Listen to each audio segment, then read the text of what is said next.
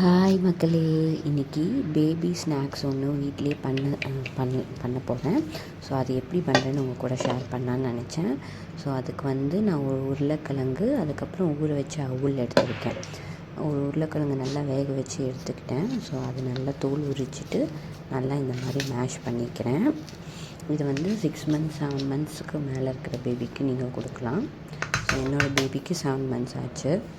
இப்போ அது கூடவே நல்லா கழுவி ஊற வச்சு அவுள் நான் எடுத்துக்கிறேன். அது கூட ஆட் பண்ணி இது ரெண்டையும் நல்லா நான் மேஷ் பண்ணி எடுத்துக்கிறேன்.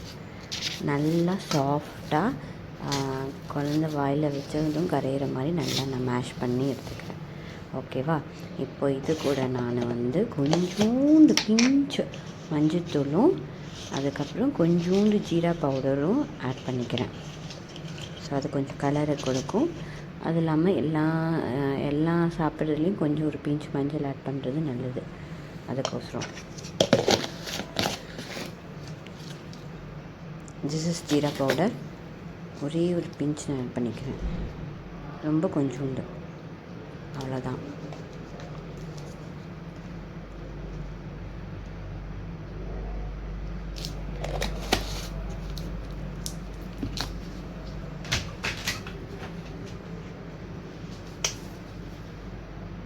நெக்ஸ்ட்டு இது கூடவே நான் நெய் ஆட் பண்ணிக்கிறேன். இங்கே அமுல் நெய் தான் கிடைக்கும்.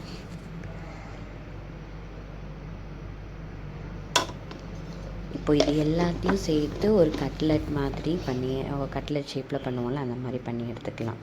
ஸோ இந்த மாதிரி எந்த ஷேப் வேணுமோ அந்த ஷேப்பில் நீங்கள் பண்ணிக்கோங்க. அதை திரும்பவும் ஒரு பேனில் நெய் விட்டு நம்ம நல்லா சுட்டு எடுத்துக்க போகிறோம். ஆயில் யூஸ் பண்ண வேணாம் பேபிக்கு கொடுக்குறதுனால.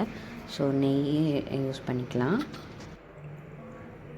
ஸோ இப்போது நான் தோசைக்கல்லில் அவ்வளோதான், பேபி ஸ்நாக்ஸ் தயாராகிடுச்சு. நீங்களும் இதே மாதிரி பண்ணி உங்கள் பாப்பாவுக்கு கொடுத்து பாருங்கள்.